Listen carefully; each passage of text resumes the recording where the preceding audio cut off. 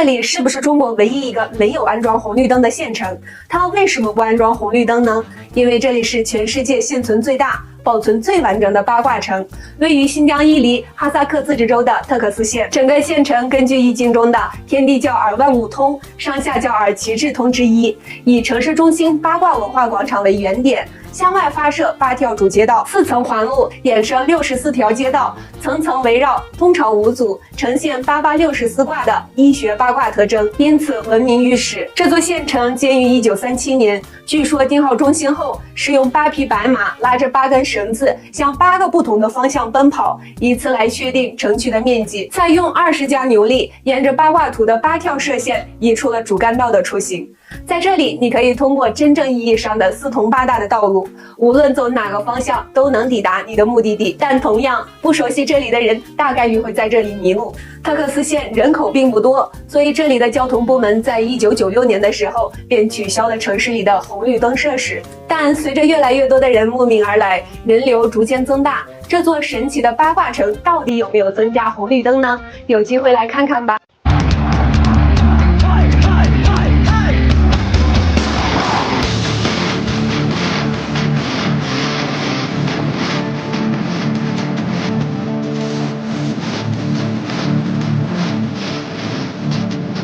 大阪城不仅有大有圆的西瓜和大辫子的姑娘，还有中国第一个大型风电场。这里风能的年运藏量251千瓦时，如果全部转换为电能，可以点亮全世界30分钟。这里就是新疆乌鲁木齐达坂城风区，每年6级大风的天气有200多天，可安装风机面积1500平方公里。1989年10月，丹麦赠送风机并网发电，中国第一个大型风电场在达坂城诞生。10年后，国产风机问世，又一个10年，中国风电装机量超过美国，跃居世界第一。中国6.7兆瓦的风机满负荷状态下发电，1个小时可供一辆新能源汽车绕地球赤道1圈，可供一个家庭用电5年。目前大阪城风力发电站的风车全有电脑控制，风力在3到8级之间，发电机就会正常工作；如果风力小于3级或大于8级，发电机就会自动停转，以防机器损坏。截止2023年7月18日，发电站有200台巨大的发电风车组成，年发电量为1800万瓦。风车脚下则是茫茫无际的戈壁滩，景色十分壮观，深受摄影爱好者的喜爱。有机会来看看新疆不一样的景色吧。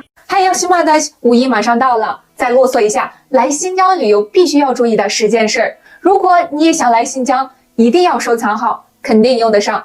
第一，带一些现金，这个还是有必要的。新疆有一些景区比较偏，会没有信号。第二，身份证一定要随身带好，景区、加油站、安检都用得上。新疆的安检相对会比较多。第三，带一些厚的衣服，不要光看天气预报，天气特别多变，很多行程你可以看得到1年4季的风景，早晚的温差也比较大。第四，现在还没订酒店的，赶紧提前订酒店，最好是提前15天左右订酒店，选择性多，性价比高。第五，带好登山鞋或者靴子，方便走一些崎岖不平的路段。第六，太阳镜、防晒措施要做好，最好是包裹性比较严实的那种，新疆的紫外线很强。第七，新疆很多自然美景，建议多带一些浅色的衣服，拍出来的照片更美。第八，充电宝是一定要的，景区之间的距离远，景区也很大，都用得上。第九，在新疆你是拒绝不了美食的，放开了吃，但要多喝水，不要上火。第十，新疆很大，一个人不要乱走，如果去了无人区，一定要多几个伙伴同行。再送一个，新疆跟北京时间有2个小时的时差，这个不会有人还不知道吧？在新疆你可以名正言顺的熬夜了，希望你在新疆玩得愉快。掀起了你的盖头来，让我来看看你的眼，让我来看看你的眼，你的眼睛明又亮呀，好像我水波一模一样，你的眼睛明又亮啊，好像我水波一模一样。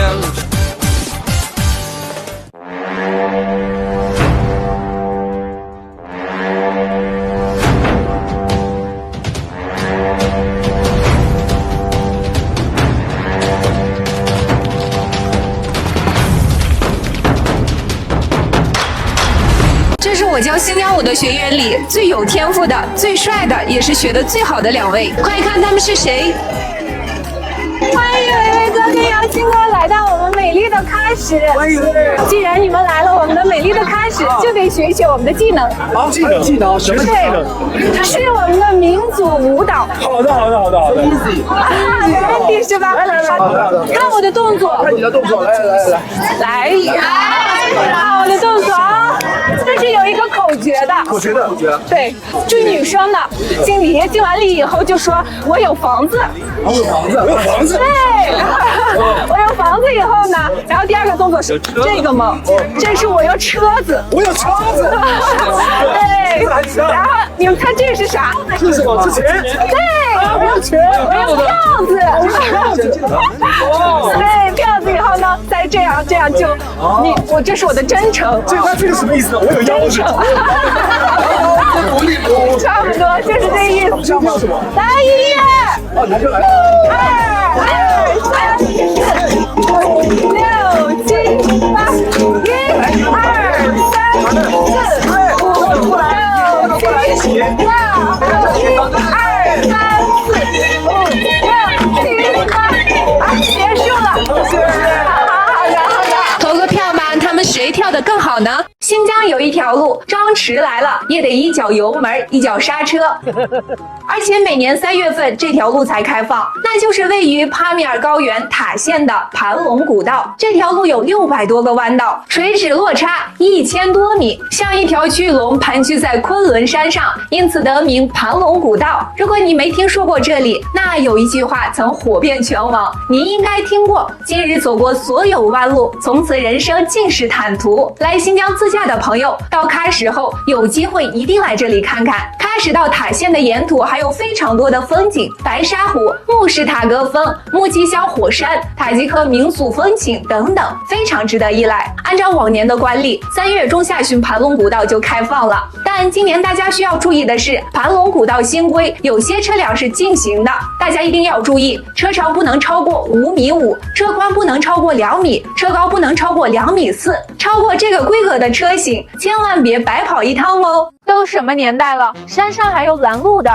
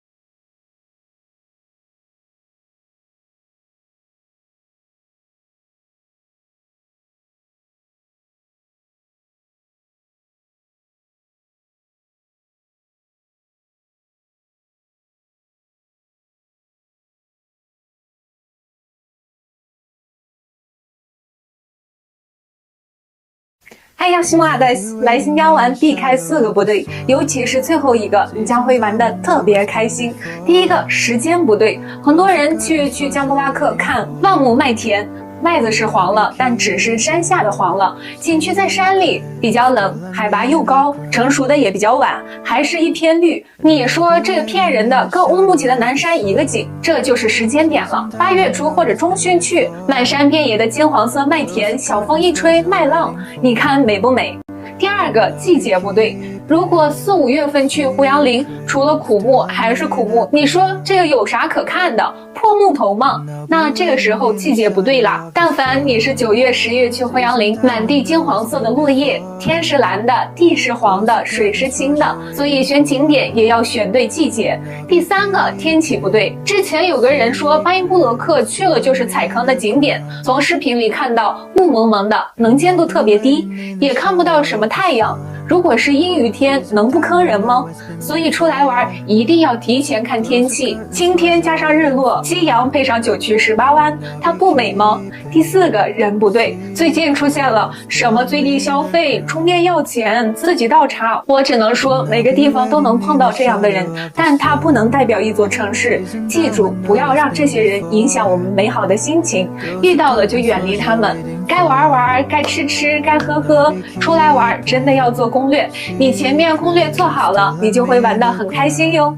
嗨，要西马的，今天给大家讲一下来新疆旅游需要有哪些注意事项。首先，这个季节4、5、6月来新疆可以帮你省掉70%的钱，省80%的排队时间，规避80%可能遇到的坑。第二点，天气情况，4月份的天气气温5到17度，大多数晴天。这个时候新疆还是稍微一点冷，你需要穿毛衣、卫衣、厚一点的鞋，最好要带上防汗服，你厚一点的牛仔裤。5月份气温在13到24度，这时候你可以穿衬衫、薄长裙、T 恤、风衣、薄卫衣、薄外套。6月份气温在19度到29度，也是大多都是晴天，这时候你就可以穿夏天的衣服了。但是6月份的新疆每天10点才会天黑，早晚温差会比较大。那来新疆需要带些什么呢？第一个，要带好证件，身份证、学生证、京关证或者是医护证，有一些是有优惠的。新疆的每个景点距离都是很远，在车的时间会比较长，所以你会需要一个充电宝。护肤品要带水乳，因为新疆比较干燥，你需要补水，还有高倍的防晒霜、润唇膏，其他都是常规的洗漱用品。除了这些，还需要带好保温杯、折叠伞、部分的零钱。在新疆的住宿，非节假日的时候，乌鲁木齐市区的住宿不是很贵。如果在5一这种旅游旺季来的话，一定要提前预定。一般选住红山区大巴扎附近，属于市中心，步行、交通什么的比较便利。2道桥、大巴扎类似于步行街，光吃光喝，方便也热闹。最后还有一些注意事项，新疆旅游之前必须要做好攻略，提前规划跟团还是包车自驾出行。新疆景点切记要轻装上阵，准备个双肩背包，行李都放在酒店里。新疆的承重计量单位是公斤，别上当哟。新疆的紫外线真的很强大，一定要备好50倍以上的防晒。新疆很多景点在境外，需要办理通行证，提前了解一下需要准备的资料。景区里的东西很少，并且贵，不要带膨化食品。新疆以牛羊肉为主，适当准备一下消食片和肠胃药。希望我今天讲的内容对你有帮助。如果你也喜欢新疆，记得关注我哟。嗨呀，西马达西。没来过喀什就没来过新疆，喀什古城2天应该怎么玩？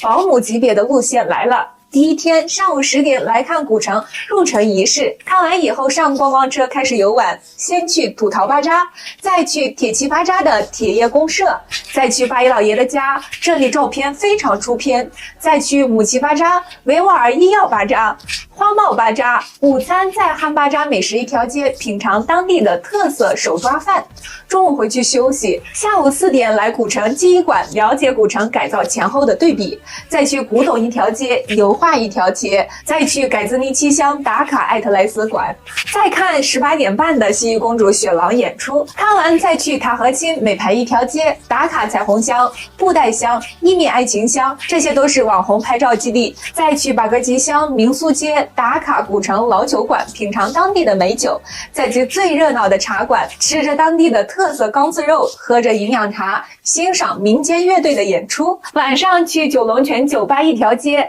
吃着烧烤，烤鸽子一定要吃，喝着啤酒，欣赏古城的夜景。第2天10点来消费园欣赏景区迎宾仪式，再去消费园古居参加维吾尔族民俗婚礼，再去拍照院内的爱情书、浮吊墙、宝月楼、净尺、老巴扎、费义体验区、表白墙、美牌基地。下午去参加喀什博物馆，拍和台克利乡的100年喀什馆，再去参加馕产业园，去稻香村欣赏乡下的美景。晚上回古城看巴扎夜景，品尝当地的美食，吃完去西片区欣赏古城夜景。就这样2天的攻略也结束了，欢迎大家来喀什，爱上喀什。如果你也喜欢新疆，记得关注我哟。在新疆居然有一个从东北迁移过来的民族，今年已经是他们迁徙在这里的第259周年了。今天我们就来到了新疆察布查尔锡伯古城，他们到底为什么千里迢迢迁徙到新疆？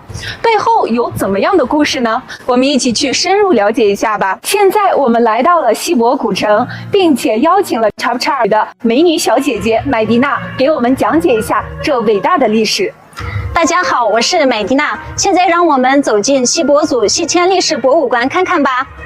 麦迪娜，锡伯祖为什么要西迁呢？是这样的，乾隆年间，清朝政府派出大批军队，先后平定准噶尔叛乱和大小和卓之乱，最终统一天山南北。清政府为了加强西北边防，陆续从内地抽调8旗官兵，携带家眷到天山北部，长期驻防屯田。但新疆西部地区地处祖国边陲，其战略地位非常重要。虽有上述各营官兵前来驻防，但仍感兵力不足。乾隆28年，也就是1763年，明瑞将军向乾隆皇帝请奏，请求增加驻兵。1764年，清政府决定从深津（现在的沈阳）调遣锡伯官兵1020名，连同眷属共计4295人，分2批出发，前往伊犁驻守边防。骁勇善战的锡伯族军民领位受命，书写屯坑戍边的光辉历史。他们从沈阳出发，出张五台边门，翻越大兴安岭南段后，干渴使很多人毙命。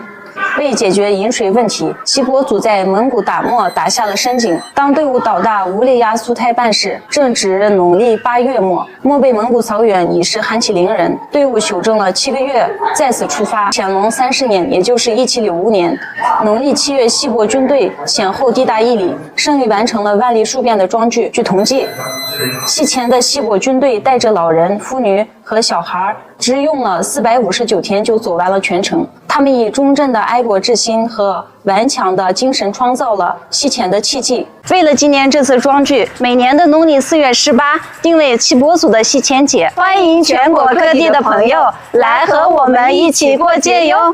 一条500多公里的山路能被称为中国最美公路，一天看4季，十里不同天，这句形容它一点都不夸张，那就是大名鼎鼎的独库公路。但最近刚刚开放，独库公路就会偶尔变成堵库公路，一方面是车辆太多，另一方面是总有一些不遵守交通规则的车辆逆行，道路狭窄，一堵死就很难疏解，希望交管部门严查严罚。另一方面也希望所有车辆遵守交通规则，安全行驶，欲速则不达。不过来新疆自驾的朋友也不用担心，被称为小独库的伊昭公路于6月26号就正式开放了。伊昭公路北起伊宁，途经察布查尔，翻越乌孙山至昭肃，每年只开放3个月，比独库公路开放时间还短。它是继独库公路之后又一条纵穿天山山脉的公路，由于海拔跟地形地势的变化，造就了它绝美的风景。沿途你能看到雪山、林海、峡谷、草原、油菜花海，全程会让你惊喜不断。总长180公里，沿途有很多停车点，开起来也不会那么累，是自驾又一条非常好的选择。但在这里要提醒大家，伊昭公路道路比独库公路还要险峻，路窄、坡陡、林崖，大家行驶更要注意安全，爱护环境，文明出行。小谷，我看这2天新疆到处都在发大风预警，新疆风为什么这么大？那我给你讲一讲新疆风为什么这么大，还有新疆都哪里风大。新疆大部分地区处于高海拔、缺氧、干燥的气候环境下，这种环境下常常导致大气不稳定，风速加大，形成了常年的大风天气。此外，新疆地处天山山脉和昆仑山脉之间，山地和平原之间的温差巨大，形成了不同的气流。在这种情况下，一旦气压变化，风速就会剧烈的增大，也就形成了强风频发的特点。新疆一般是春秋2个季节风最大，部分地区可以达13到14季以上。新疆有8个城市被称为风城，包括吐鲁番、霍城、伊宁、塔城、库尔勒、阿拉尔、喀什等。吐鲁番知道吧？《西游记》火焰山就是在这里取景，在这里你随着风能不自觉地跑起来。霍城也是常年大风，著名的魔鬼城就在霍城，狂风呼啸如鬼哭狼嚎。另外，阿拉尔地区大风伴随沙尘，被誉为中国沙尘暴之都。大风虽然会给我们带来很多不便，但也造就了新疆很多独特的风景。著名的雅丹地貌就是由于大风所致。另外，新疆也是中国风能源最为丰富的地区之一，占全国风能源的1/3，为中国的清洁能源做出了巨大的贡献。要不要跟我一起去新疆感受一下随风摆动的感觉呢？好啊。还有什么？你知道新疆最美的风景在哪里吗？如果你有机会来新疆，按我说的走，肯定不会后悔。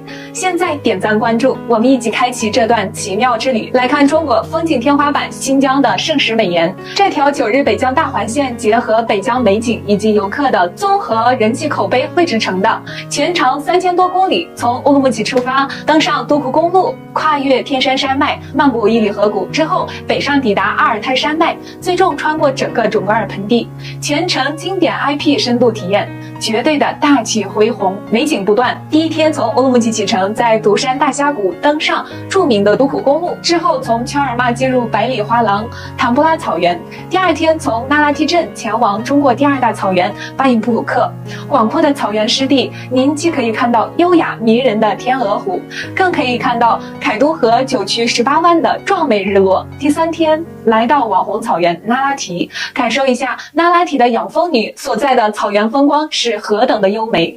第4天走入霍城薰衣草庄园的紫色花海，体验普罗旺斯的法式浪漫。之后跨过果子沟大桥，来到新疆天山的明主赛利木湖，来一趟360度的环湖游玩。第5天换个口味，前去丰城乌尔河，观看中国最美的雅丹魔鬼城，体验大美新疆的粗犷之美。当天抵达布尔津，观看五彩滩的最美日落。第6天进入到新疆的神级风景区喀纳斯，深度游玩，穿过喀纳斯河谷，登临观雨台，俯瞰神秘的喀纳斯湖。第7天从喀纳斯区童话村和睦，第8天在和睦村那梦幻的城西中苏醒，最后一次品味到北疆的绝世风景，然后踏上返程。第9天从北屯踏上阿兀高速，这是新疆首条沙漠高速，横穿整个准噶尔盆地，抵达乌鲁木齐，结束我们的北疆之游。如果你也喜欢新疆，记得关注我哟。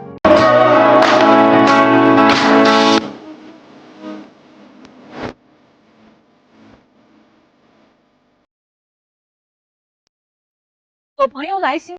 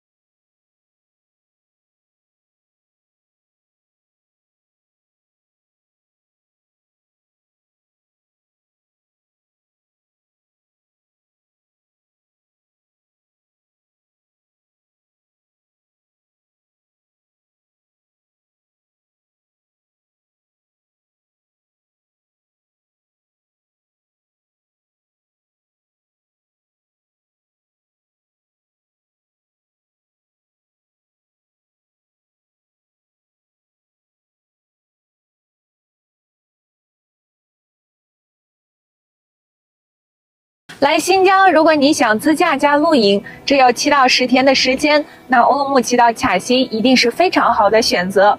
为什么这么说呢？我给大家3个理由和3条路线。理由1，卡西拥有巍峨的雪山、高山牧场、空中草原、河谷、森林等等自然风光，可以说该有的美景卡西都有。理由2，卡西拥有非常完善的露营配套设施，而且基本都是免费的，30元门票价格也是很亲民。这里自驾是非铺装路面，虽然土有点大，但走进大自然，咱要的就是一个与众不同。大家可以看我另一期卡西详细攻略。理由3，乌鲁木齐前往卡西的路上，无论你走进哪一条路线，沿途都是神级风景等着你，绝对不会让你失望。3个线路，我个人最推荐的第1条大美路线，走都库公路。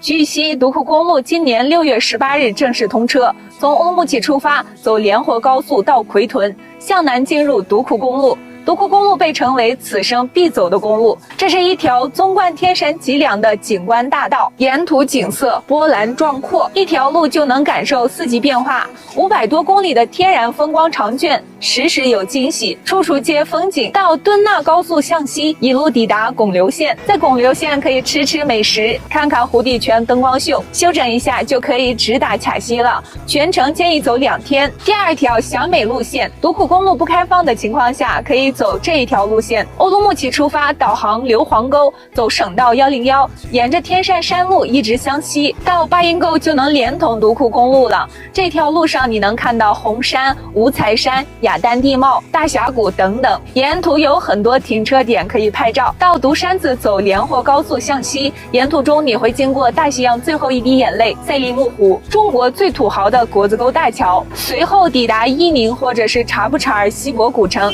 感受一下锡伯族民俗风情，后前往拱流，抵达卡西。第3条最快的路线，跟着导航走，一路高速，后半程和小美路线一样，无论怎么走，你都会发现历经山河，卡西值得。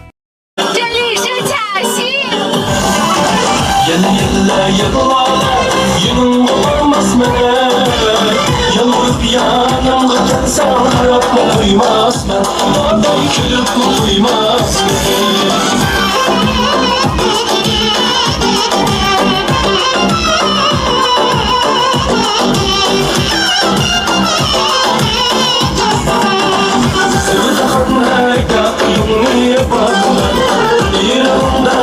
Şanlı